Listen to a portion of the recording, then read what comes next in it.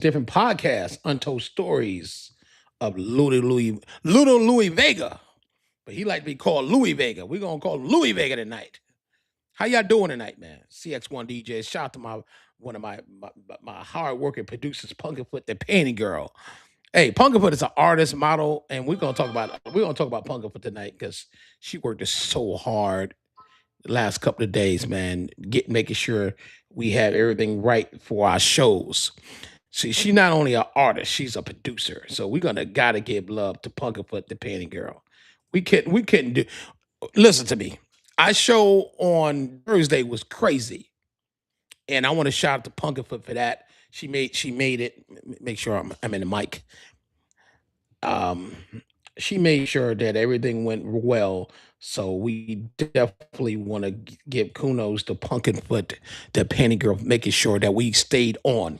I want to give another shout out to Julia Simmons, the PR for CX1DJs. We do things different podcasts, and my business partner and our business partner Troy Wallace, also NJC Promotion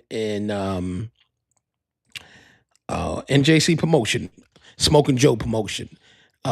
Troy Wallace was also one of the head marketing and promotion companies for the Budweiser Superfest back in the early 80s and 90s. So we're gonna get into it. We're gonna shout out to Bill Watson, Troy Wallace, the whole CX1 DJs that was been a part of the Latin Quarters event, Untold Stories of Latin Quarters on Thursday. That show started a little late, but one thing I say, they stayed in there. Shout out to DJ Money, president of CX1 DJs, checking in early. Appreciate that. Um, we did the Latin Quarter show. It started late, but I got to give up to Punkerfoot, the Panty Girl, not because she be in the studio all the time, just because she was on it. She made sure everything was good. And Punkerfoot, the two ladies, Julia Simmons, Bill Watson, Holly, never be on here at Thursday. Troy Wallace, everybody that actually checked in late, being it was a late show. Troy Wallace, Bill Watson came in town from Houston, Texas, by the way, to New York City. He's from Manhattan. I tell everybody, Troy's not from Houston, Texas. I mean, I said wrong.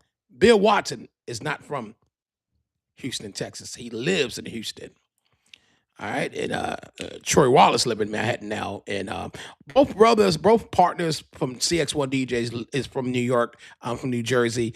We got a real dope show tonight.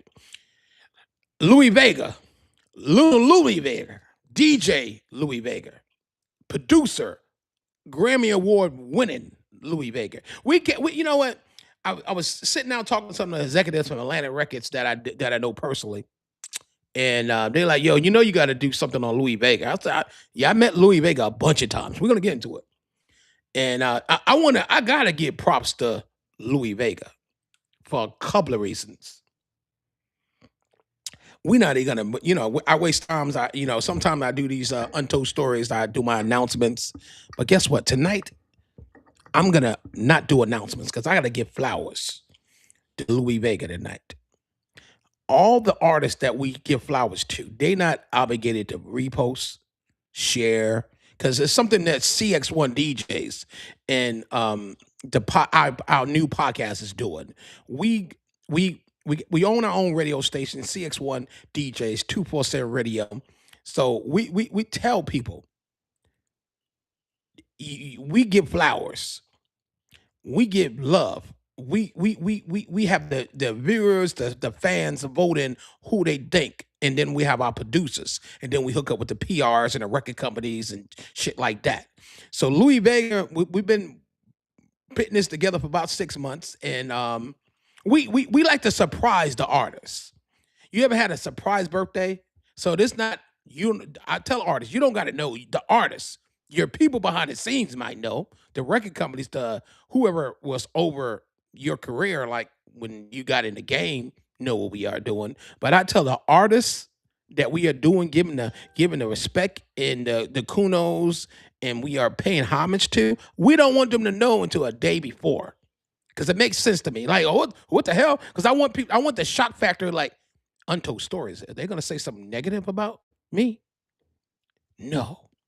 Untold Stories is to give you pay homage, give you flowers, recognize It's some people that don't know who Louie Vega is. A lot of people don't listen to house music. We got young people. I don't want to say YNs. We're gonna keep it professional tonight. We got young people that text me like, "Who the hell is a Louie Vega?" I like watch the show tonight, and if you watch it later on, you'll know who's DJ Louie Vega is a house music. He's not just a house music super producer. He is a he is a DJ of all DJs. I want people to say, you got paid to say it. Nah. I met Louie Vega a bunch of times. Louie Vega probably forgot who the fuck I was, who I am, until I freshen his memory. Louie is 60 years old, born and raised in the Bronx. Started his DJ career. A lot of stuff is untold. Everything I say about Louie Vega, so some of the people who's not familiar with Louie Vega, is going to be all new to you. So let's talk to the non-Louie Vega fans that's on my podcast. I might watch this. So if you're not used to who Louie Vega is, this might not be might be for you. Also, we're gonna get into this. Louie Vega started DJing. His words, he was a bedroom DJ. I know about 1,000 bedroom DJs. I know a bunch of them that they wake up in the morning, they start DJing in their room, in their bedrooms. They start playing music. They start promoting their set, trying to get their name out there.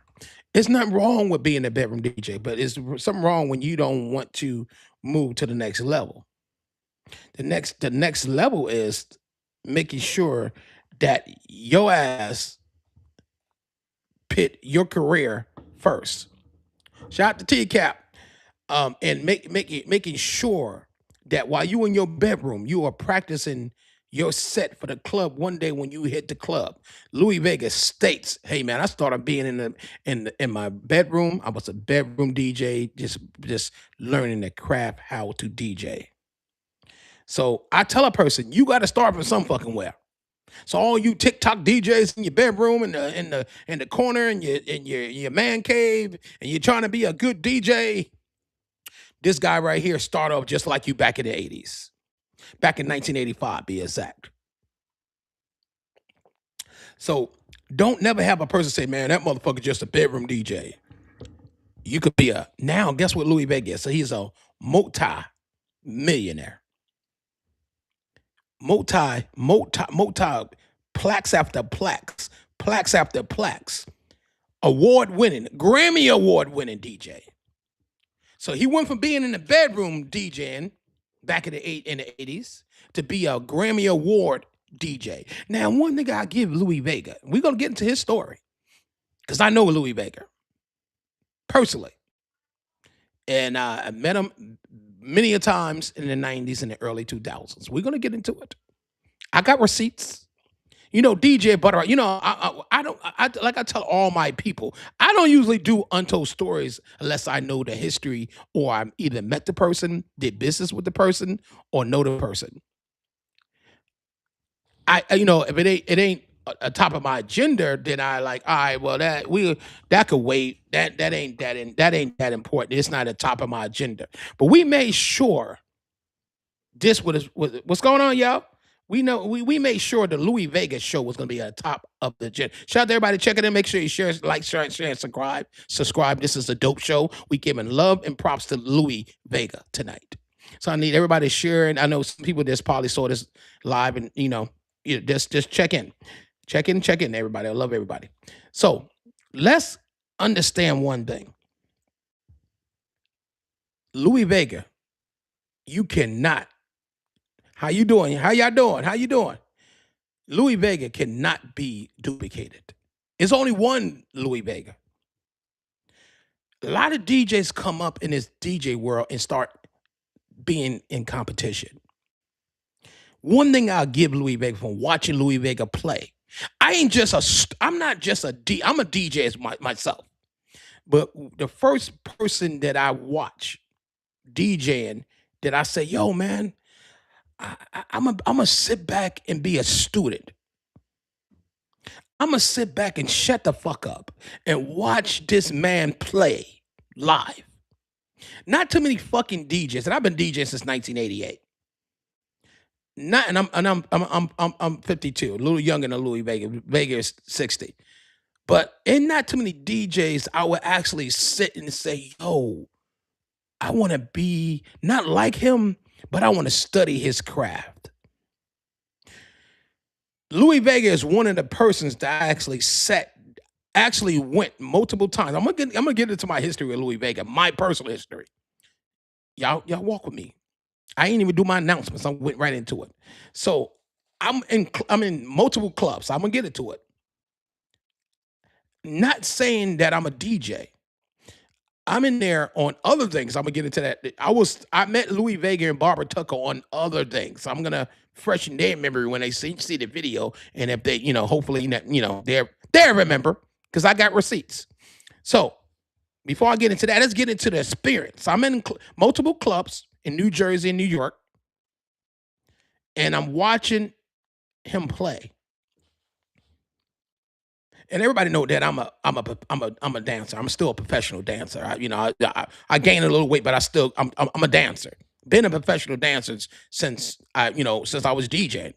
I was dancing and DJing at the same time. So always know how to dance. And then I start training with Tyson that used to dance for Janet Jackson, and he taught me some stuff, and went to dance school. So I was always a dancer. Okay, so we're gonna get into that. So I'm at the nightclub. I'm gonna get into the name of the nightclub in a minute, and I was dancing. Then I met an artist by the name of Kim Cummins. I was at Club Zanzibar, Newark, New Jersey. Y'all walk with me, and I'm gonna tell you what year it was. 1992, and I was dancing. Kim Cummins had that song added, Your Attitude. Okay, I went to the club. I went to DJ Danny Boy Perez. He was the DJ at Club Zanzibar at the time. I said, Danny Boy, you, because he's my man from Newark, New Jersey. I said, Danny Boy, who that? He said, that's Kim Cummins. I said, man, I would like to dance for her. So Danny Boy Perez, after Kim Cummins performed, he told me to go on stage. He said, all right, her manager's right there. So I spoke to Jimmy Fox. Jimmy Fox, that was her manager. I said, man, I would like to dance with Kim Cummins. He said, all right, all right. So Jimmy Fox was from East Orange, New Jersey. Y'all walk with me. It's a story. We're gonna get into how I met Louie Vega. I'm gonna warm you up to it. So Jimmy Fox gave me his card. Okay, we left Club Zanzibar. I called him. He said, call him next week. That was on a Saturday. I called him on a Tuesday, and he said, yeah, all right, man, I'm in. All right, we're doing auditions, and this ain't got nothing to do with my DJ shit. All my rapping shit. It got to do with me dancing. So he said, all right, come to East Orange. I went to East Orange. I met Kim Cummins, and he gave me the song. He said, all right, we got a show at the Sound Factory Bar in New York City in 2 weeks. So he gave me the cassette tape.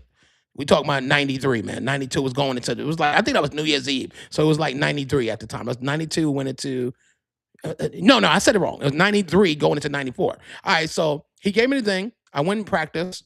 I won. They picked me. It was me and another girl danced with Kim Cummins. So we practiced. Okay, we got booked. Kim Cummins got booked to perform at the Sound Factory Bar in New York City, which that was promoted by the Underground Network. And that was a promotion company that was ran by Barbara Tucker. Louie Vega was the head DJ in there. And we talking about 93. I remember it very clearly. So we get to the Sound Factory Bar. Of course, we was in a limo. We was VIP status. We get to the Sound Factory Bar. Immediately, we met Barbara Tucker. And if you guys don't know who Barbara Tucker is, you guys just got to Google her. I'm not going to get into all that.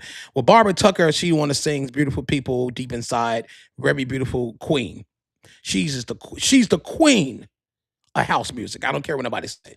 Give it up for Barbara Tucker.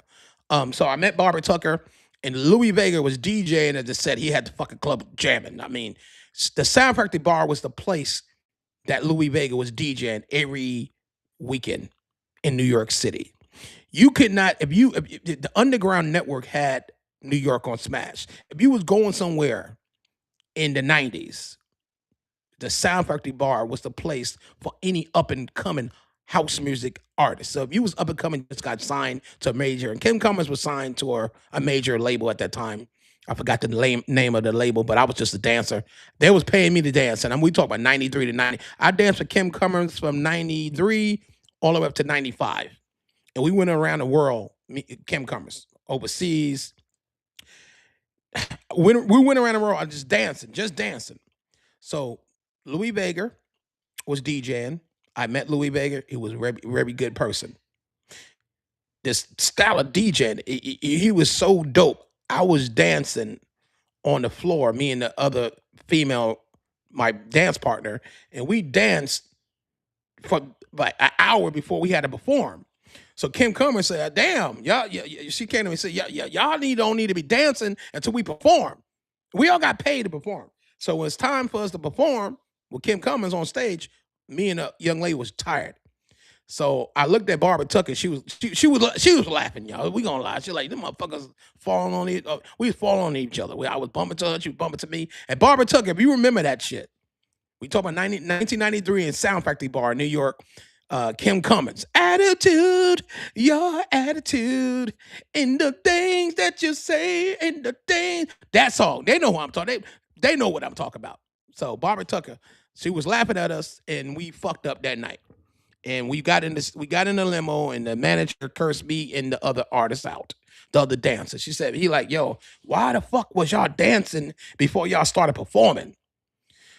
So of course, Louie Vega was dancing. He was jamming. So that's one of my stories about Louie Vega. I met him, and Louie Vega didn't laugh at us. He just kept jamming. That is a badass fucking DJ. Like I said, I don't know too many DJs, house DJs. And Louie Vega played hip hop, he played reggae, he played all that shit. But he specialized in the house music. So that was my one story. Okay, so we take to another story. This time I was actually DJing in Club Zanzibar in Newark, New Jersey, on Broad Street. Any of y'all know about Zanzibar? So I was DJing on that Friday. It was this time I think it was Thanksgiving. So this Underground Network, they booked Saturday. Listen to me, y'all.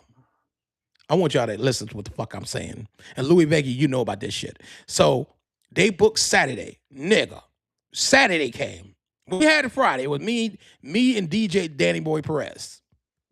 All right, at Club Zanzibar. That was Friday. Come Saturday, Louie Vega had this shit on locked. The doors opened at 7 o'clock. Louie Vega was playing at 8. Listen to me. DJ Louie Vega was playing from 8 p.m. until 6 a.m. straight. You motherfuckers ain't hear what I said. Louie Vega played on that Saturday. It was Thanksgiving. He played from 8 a.m. 8 a.m. No, 8 p.m. Excuse me. I'm so excited. 8 p.m. to 6 a.m. straight DJing. I'm quite sure he had a rail and some of the DJs. But I didn't see him. He probably took a break, but Vega was on the turntables. We talk about turntables, not no CDJs. At that time, in 93, it was no fucking computers. So that's straight vinyl. He was breaking records from overseas. Let's get into the crowd. Everybody that was in the crowd was a different crowd. It wasn't a regular New Jersey crowd. It was New York. It was people overseas. You had people that flew in to see this guy.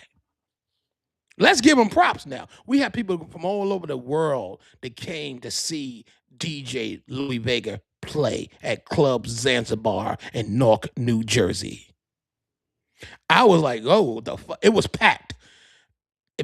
For all my New York and New Jersey people that remember Club Zanzibar in New Jersey, you couldn't be a house music head. You couldn't be everybody from hip hop to house music performed at Zanzibar. From Trutch, from Onyx, from goddamn Queen Latifah, the Fugees, everybody performed at Club Zanzibar. So they had the hip hop, R&B to house music. All right.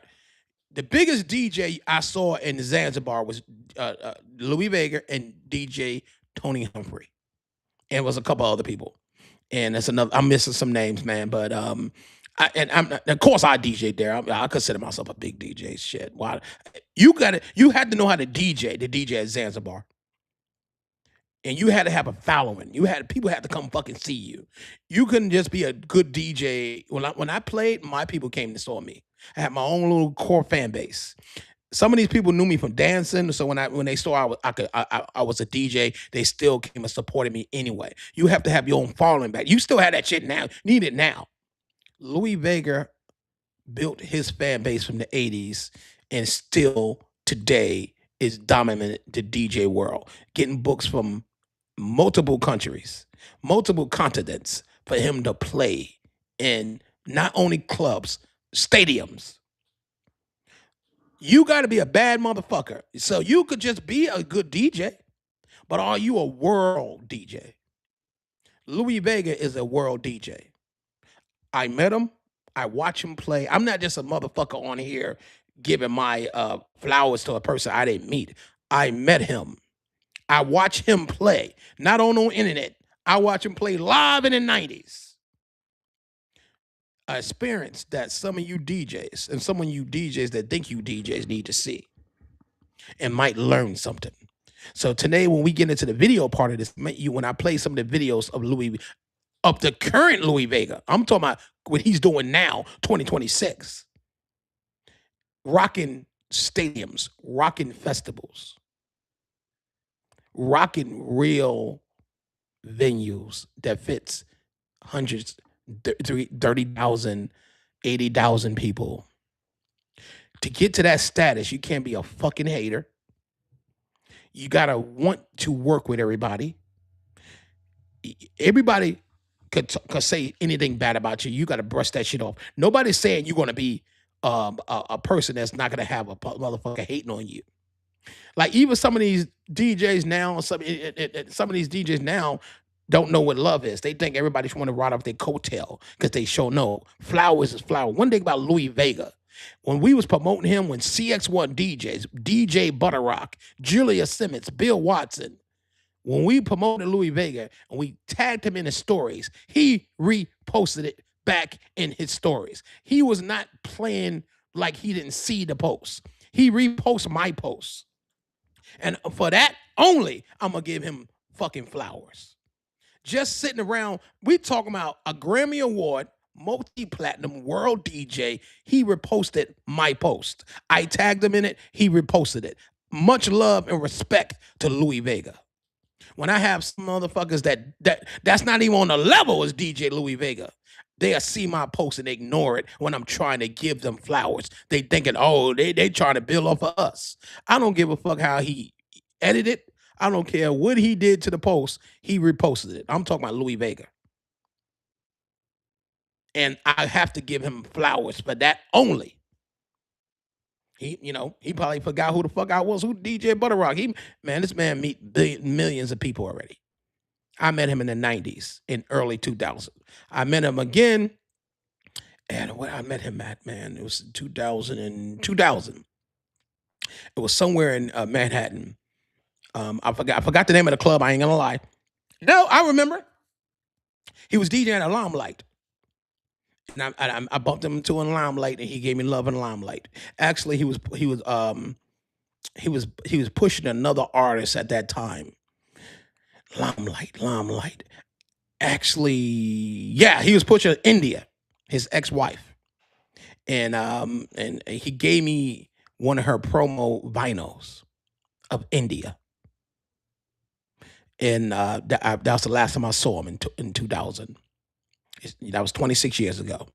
But guess what? 26 years later, DJButterrock is here on the Cx1DJs. We do things different podcasts, giving love and respect to the legendary little Louie Vega. He goes by Louie Vega now, so we're gonna respect his gangster and call him that. So he came from a musical background, though.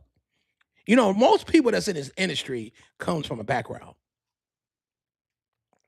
They don't just get in the music industry. His father was a jazz band player, into the jazz production and stuff like that.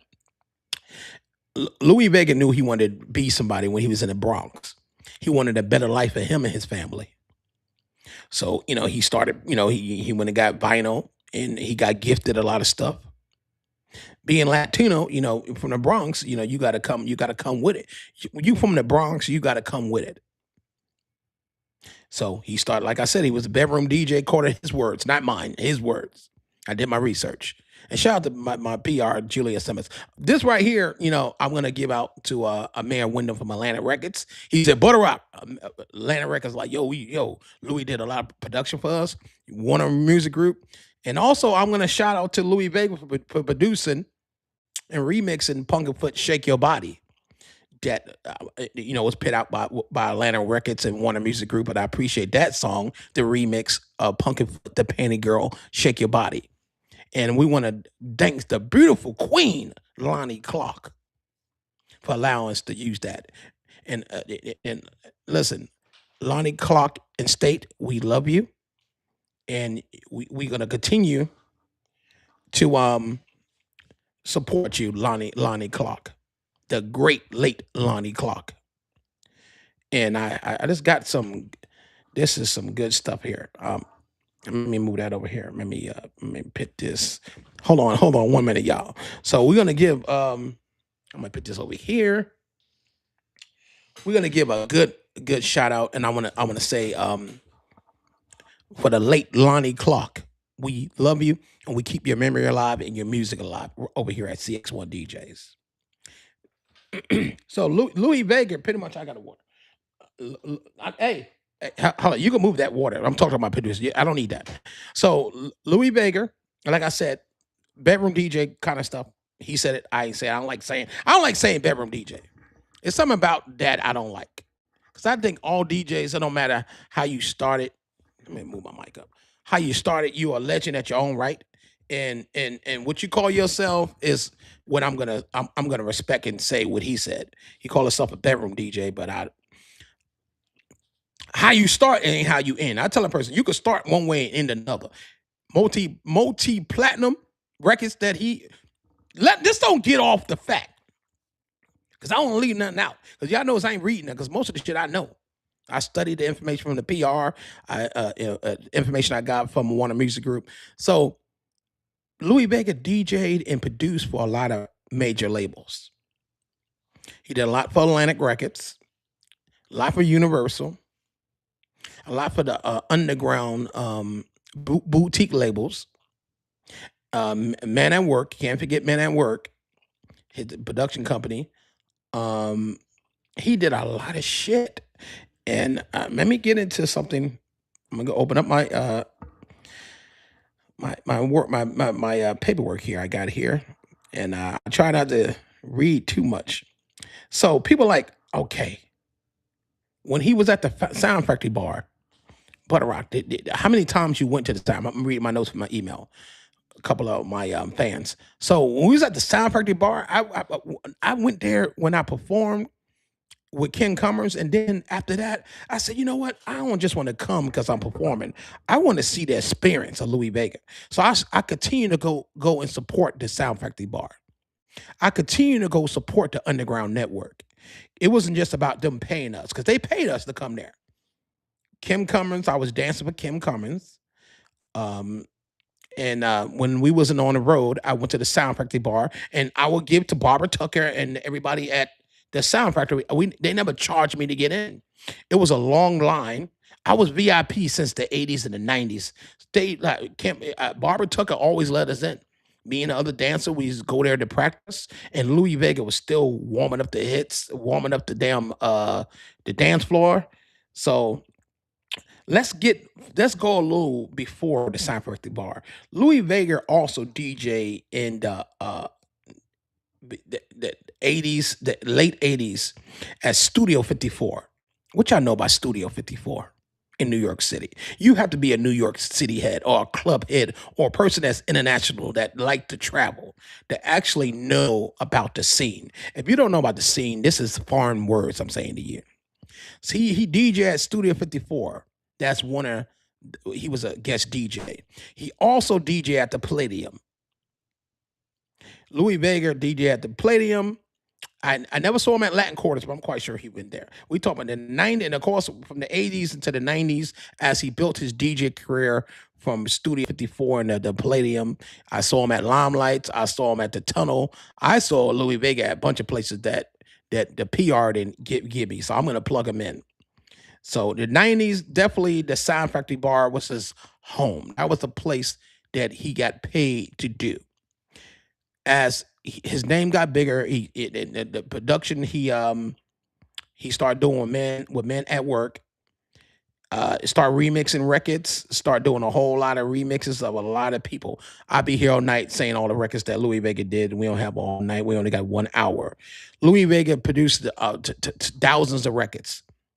Like I said, I'm going to continue to give him his flowers. Grammy Award winning producer. You get.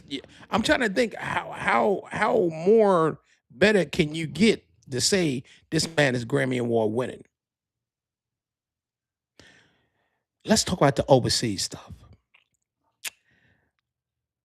When I went with Ken Cummins and we went to London, Louie Vega was already in London for like 6 months when we got there. He was actually doing a run with India, his ex-wife. I got to throw that in there. And when we got there, we was playing at I forgot the name of the venue. I forgot the name of it. We talking 90, 97.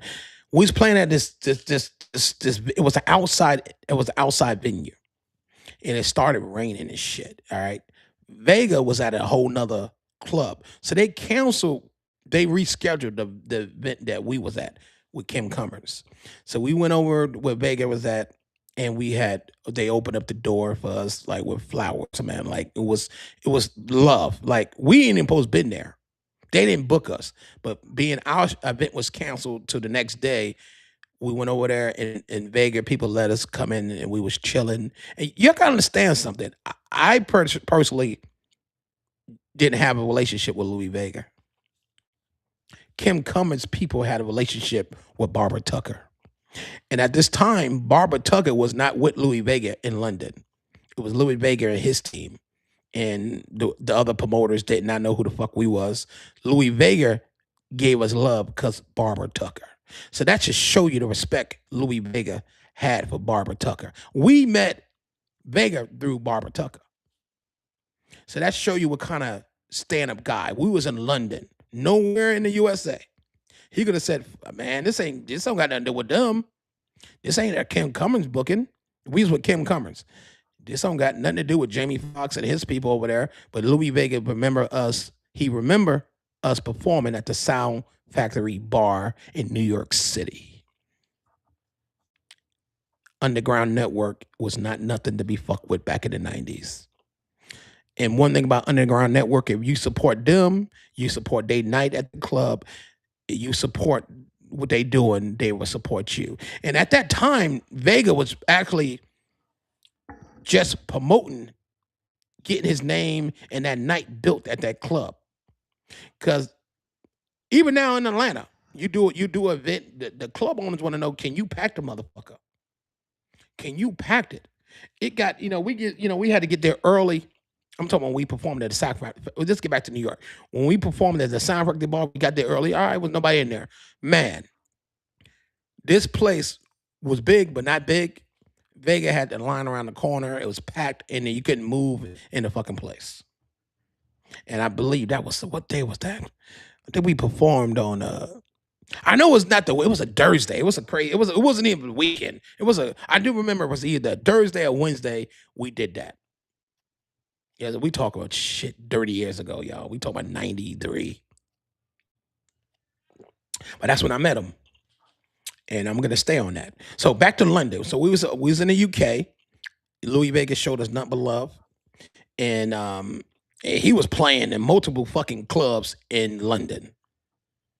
And when I say everybody listen to me. When I say multiple venues in London, we talking about 1997. Go for meeting him at the Sound Factory Bar in 93 to see this man performing in major big clubs in 1997. That shit is unbelievable. I said, yo, I don't know what the fuck.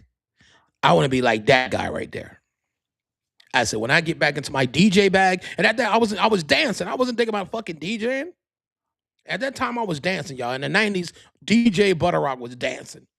I started DJ in 1988, but I put the DJ shit up because that DJ shit for me wasn't paying the bills at that time. Me dancing, doing that house music shit, that techno shit, that shit. I was trained by Tyson. Y'all know who Tyson is. Go look up Tyson. He's a model, and he also danced with Janet Jackson. He the one that trained me how to dance. And I still, even though I gained some weight, I'm still bad. I'm still raw from these feet. You play the right music, I'm dancing. I'm a dancer. So I by heart, but I went to school for that shit, and I know how to do it. So I made money with that. I met a lot of people dancing. I met a lot of people like Louie Vega, Barbara Tucker, Kim Cummins. I met a lot of people dancing, but we had a good run with Kim Cummins. We went to a lot of places. I met a lot of people, and shout out to Kim Cummins. She's the last time I heard she was in Wilmington, North Carolina, but she moved back to New York. So most respected Kim Cummins. Spoke to her a couple of years back, and she told me she taught me a whole bunch of things about being in the music industry and meeting people like Louie Vega. I gotta give and continue to give him props. Now let's talk to some of these DJs that text me like they're like, who the hell is Louie Vega? I like Louie Vega because we ain't put the DJ. He don't want the DJ by his name. Like most of these legends, they want to drop the DJ because they more than a DJ. When you more than the DJ, I've been DJButterrock my whole life. Even when I was dancing, I was DJButterrock, y'all. They're like, who is the dancer? DJButterrock. When Barbara Tucker asked me what was my name, I said DJButterrock. I didn't never change the DJ out of my name. Even if I wasn't DJing, I'm still DJButterrock. So make a long story short, some of you DJs want to know who Louie Vega been putting in work a very long time. More than a lot of you niggas that I know some DJs that been in the game longer than Vega. You might ask them, why are you not overseas? You might ask these DJs, why are you not booked?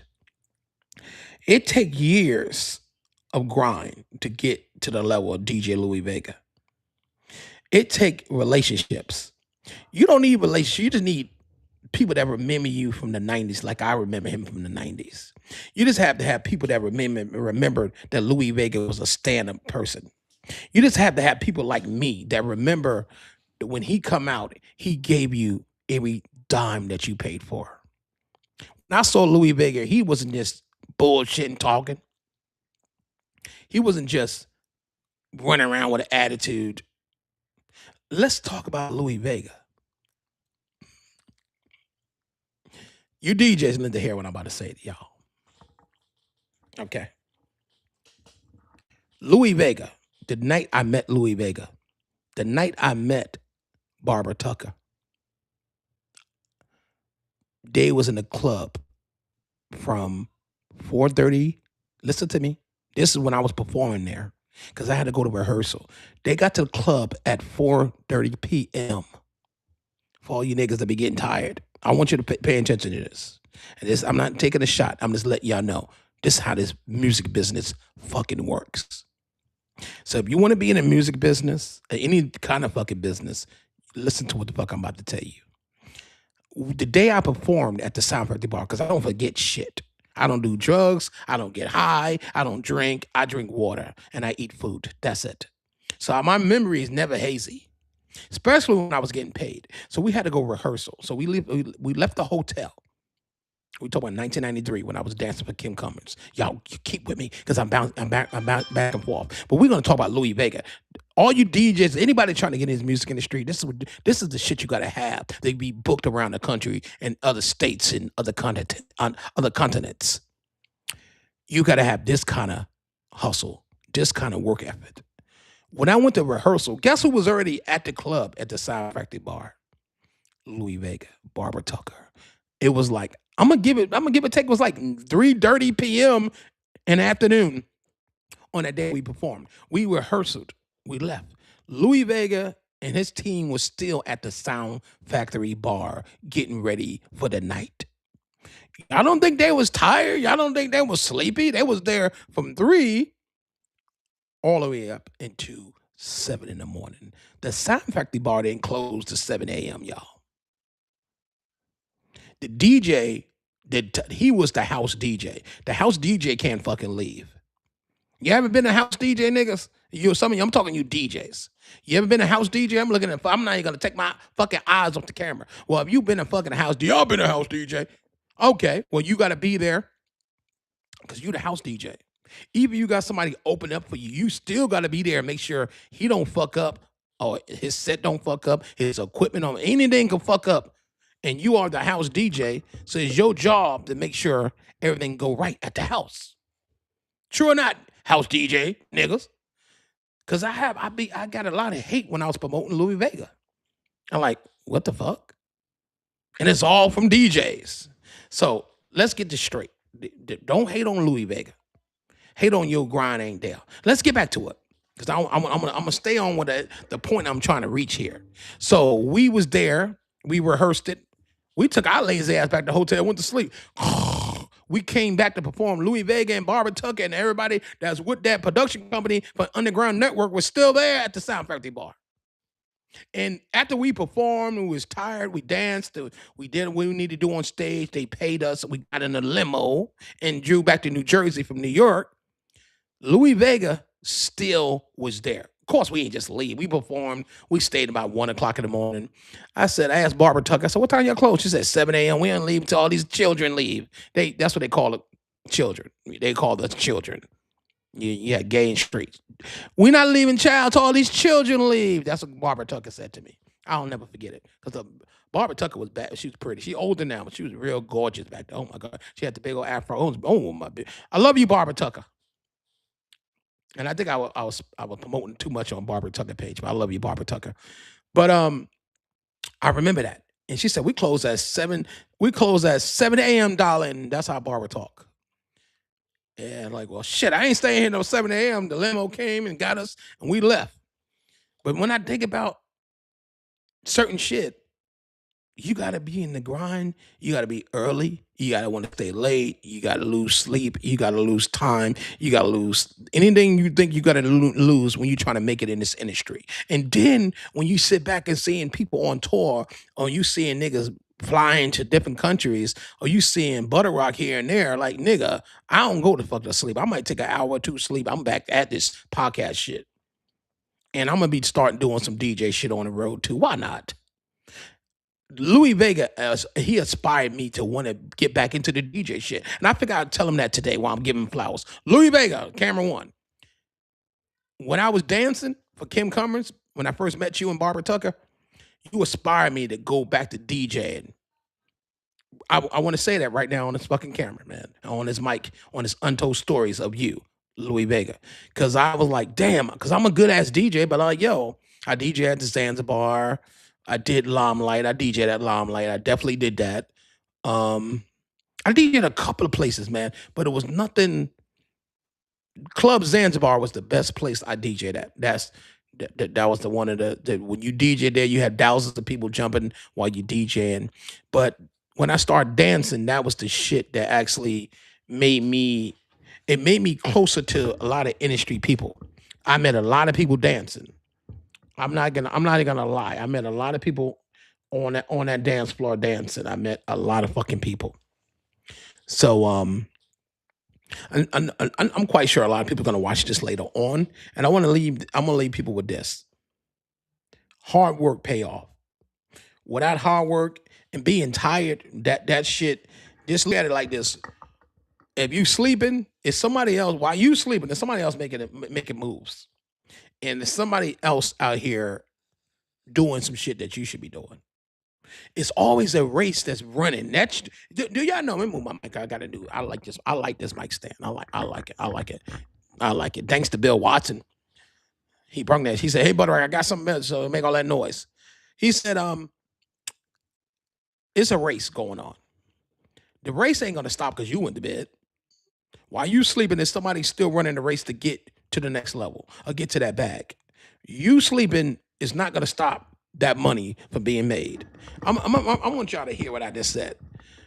When you sleep, it's always somebody still running that race. The race don't stop because your ass went to sleep.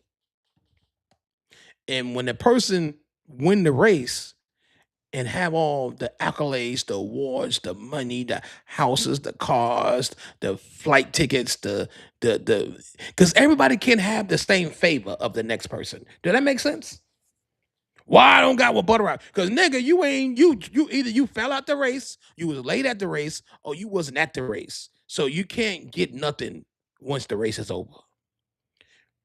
And I say that any DJ, any artist, any rapper, anybody, any want to be in the podcast lane, it's hard in the beginning. Nobody want to get up and work. Nobody want to work overtime. Nobody want to go to one job and go to another. Because just to me, a lot of people that's in it got multiple jobs, multiple incomes. And I tell a person, their second job might make you the money. I was dancing, bro. I was DJing and dancing. The dancing made me the money. You never know what the fuck is gonna make you the money, y'all. And I was sleeping on the dancing shit. I met Louie Vega by dancing. I didn't meet him by DJing. I met him by dancing.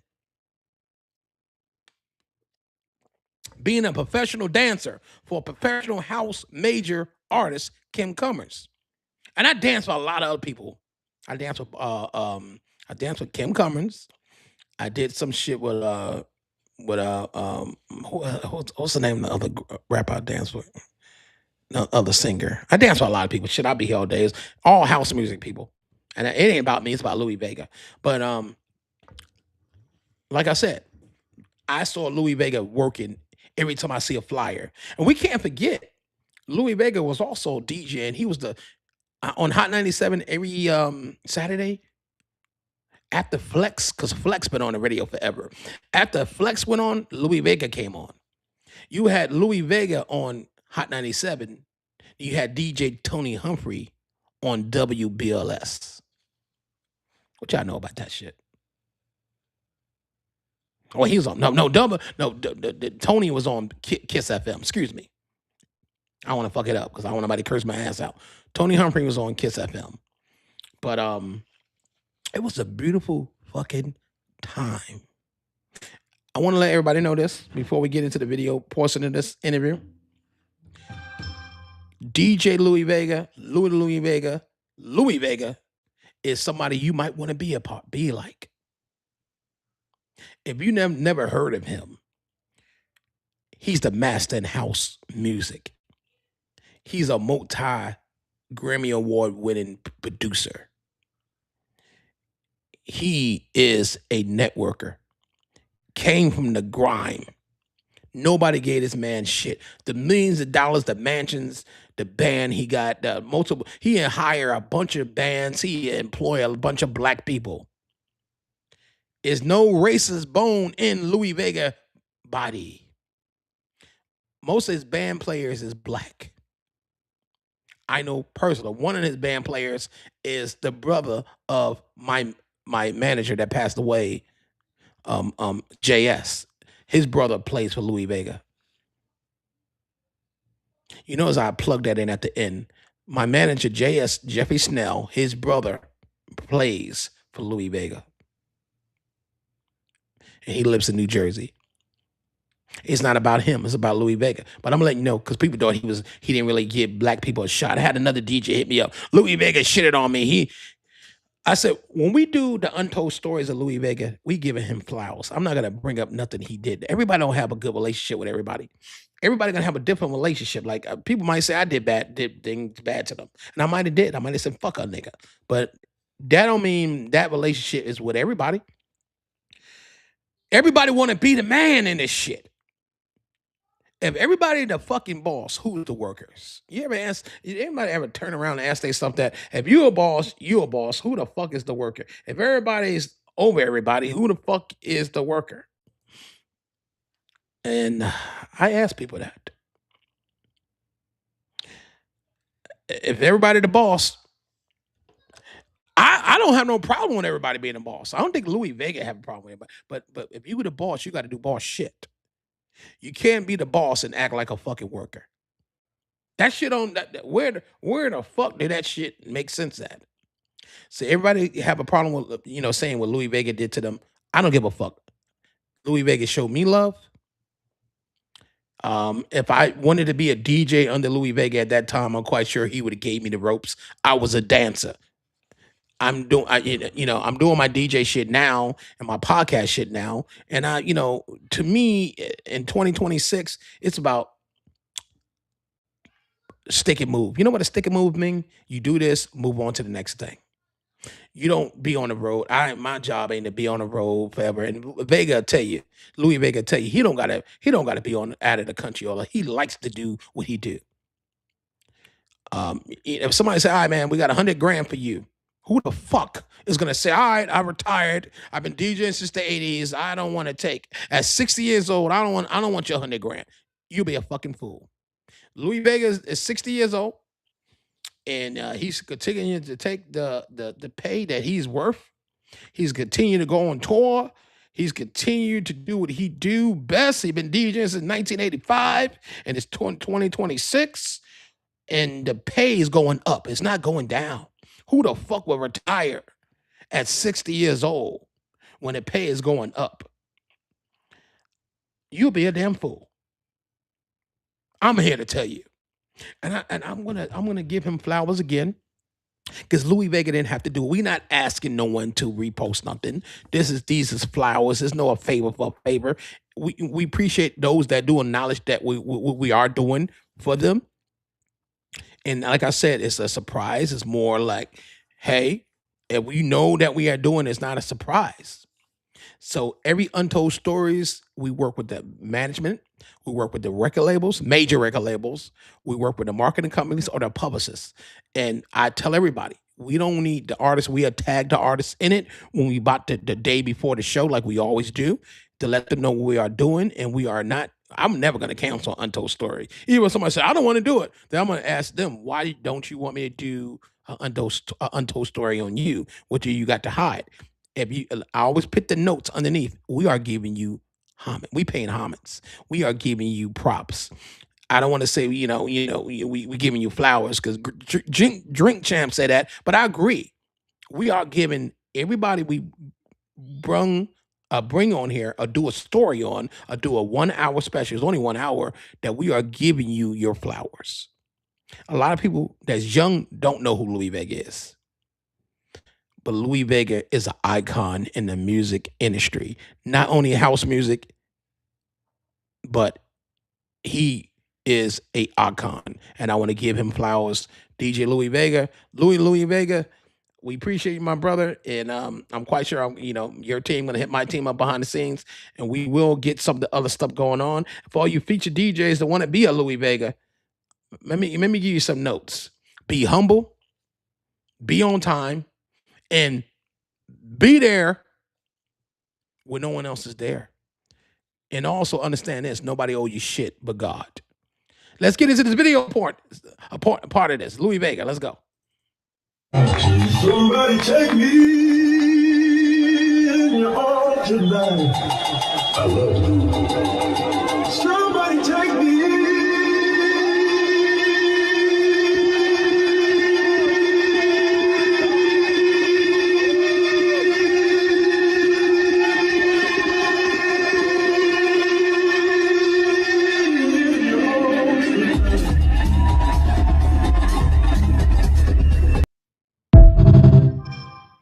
Louie Vega, Untold Stories, y'all. Next video.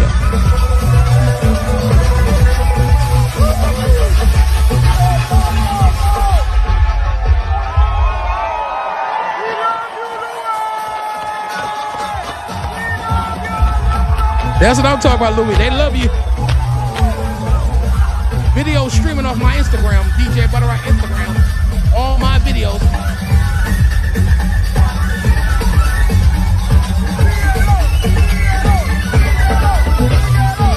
Louie Vega. Live in action. You see it first. Cx1DJs. DJ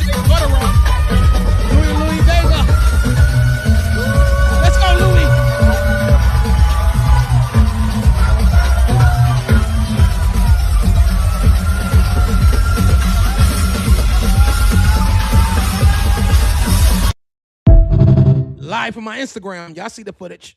My footage, nigga.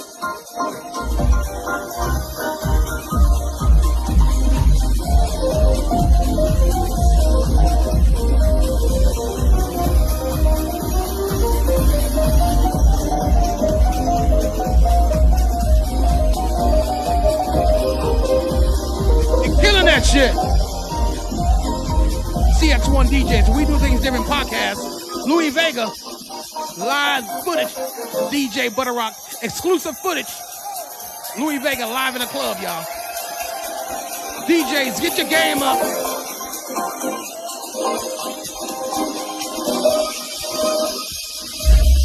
And he DJing with the Pioneers controllers, CDJs. You see it? Damn, that's the kind of shit I'm using. Let's go, Louie.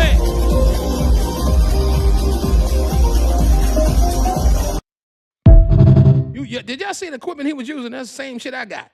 Goddamn Pioneers, baby. Hey, I might need to hang up them damn turntables. Ain't nobody traveling the world with no goddamn turntables. Louie Vega, man. Louie Vega. I love him.